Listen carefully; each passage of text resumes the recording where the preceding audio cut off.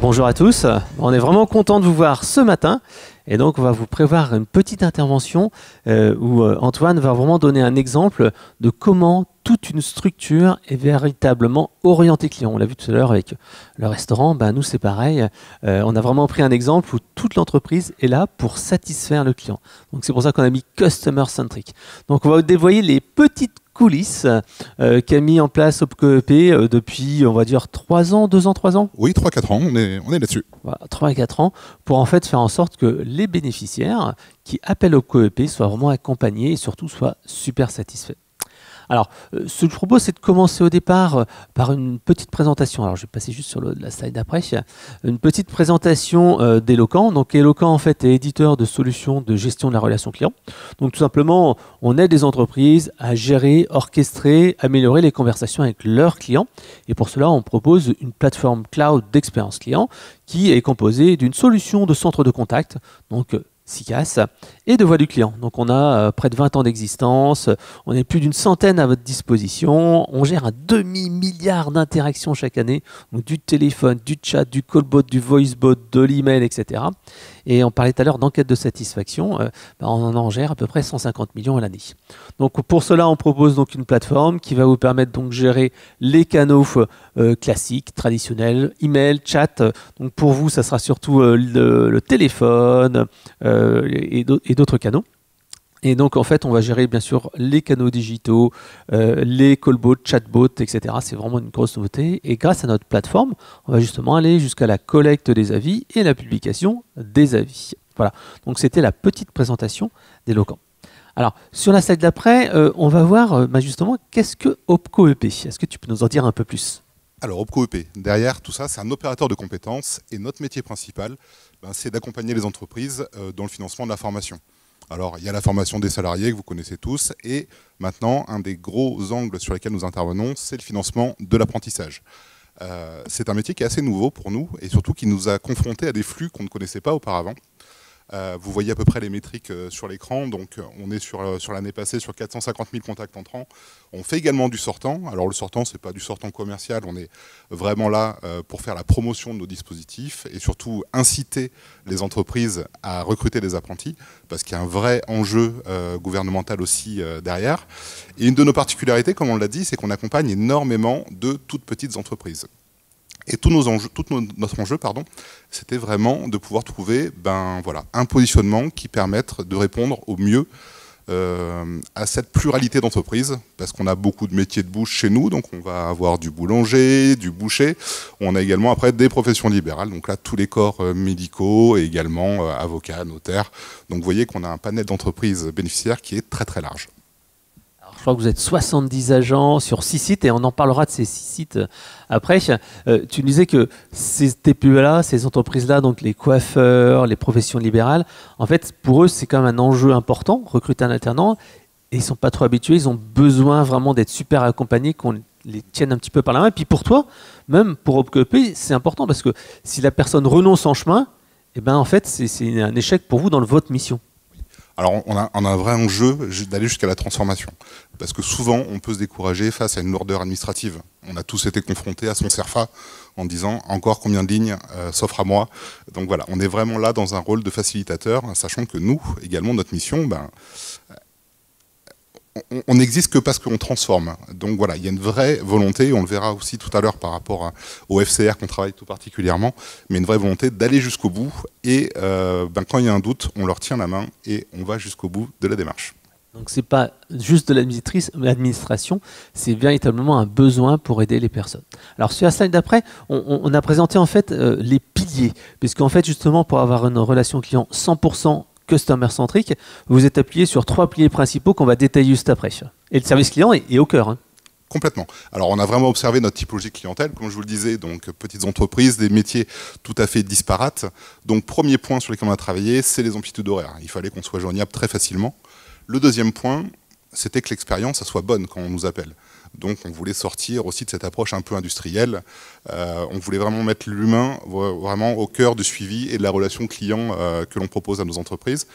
Et après, là on est plus sur des notions aussi de productivité mais aussi d'efficacité sur lesquelles on voulait que tout appel soit utile et que chaque appel soit résolu à l'issue de ce dernier. Donc voilà les 3 gros piliers qui ont porté notre politique. Ouais. Alors on va les détailler parce que c'est vrai que c'est important et tu l'as mentionné au départ, c'est une action qui a été menée depuis quelques années parce qu'il y a eu des fusions, donc il y avait des systèmes d'information différents, il y avait des procédures et donc ça a nécessité véritablement une transformation de l'organisation.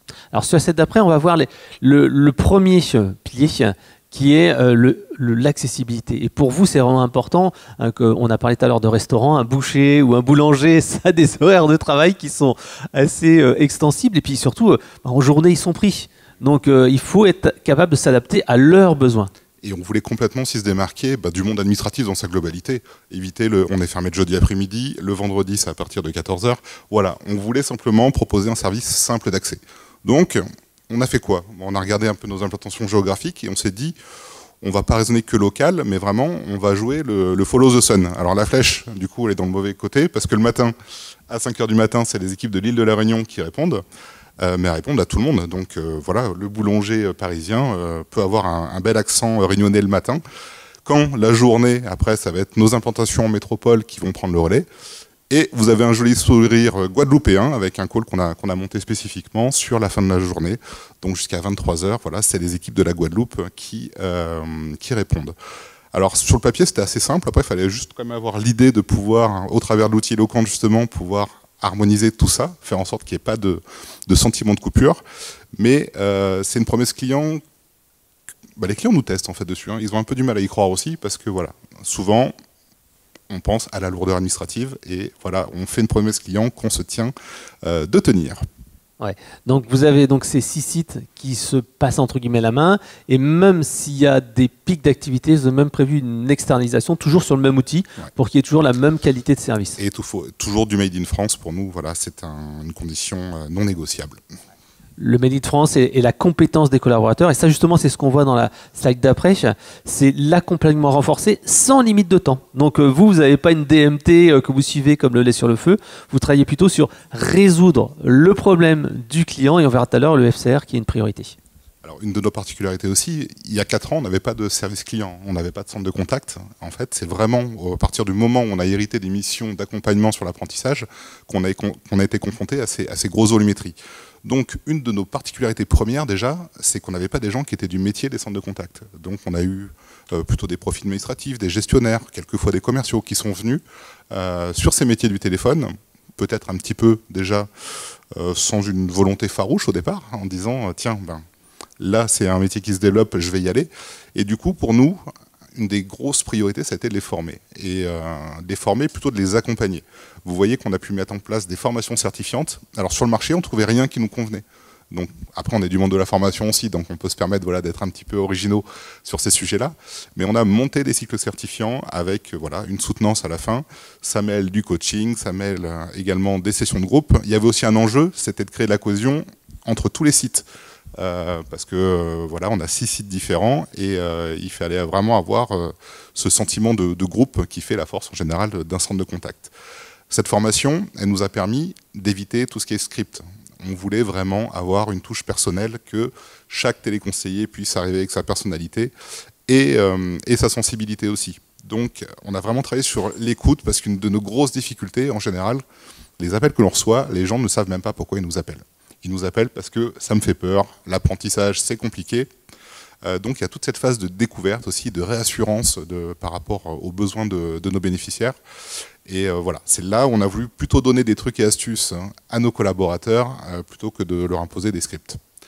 Et après, on a une approche vraiment focalisée sur le client. Donc on a des campagnes aussi de satisfaction qui sont automatiques, récurrentes, avec des dispositifs filés. À partir de certaines notes de satisfaction, il y a un rappel systématique qui est opéré vers ces clients-là pour s'assurer qu'on fait bien le job, tout simplement.